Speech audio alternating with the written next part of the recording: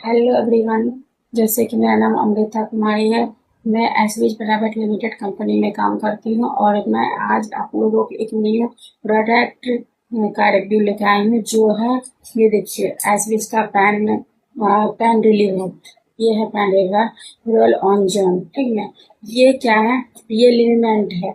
ये क्या करता है? हमारे जोड़ों की समस्याओं को दूर करता है। जैसे कि कहीं चोट लग जाता है मांस मसल में या फिर कहीं जॉइंट हड्डी में, तो फिर ये जॉइंटों के लिए बहुत फायदा करता है। इसे आप खोल करके इसे देख लीजिए। ऐसे ऐसे करके इसको आप कहीं भी लगा सकते हैं।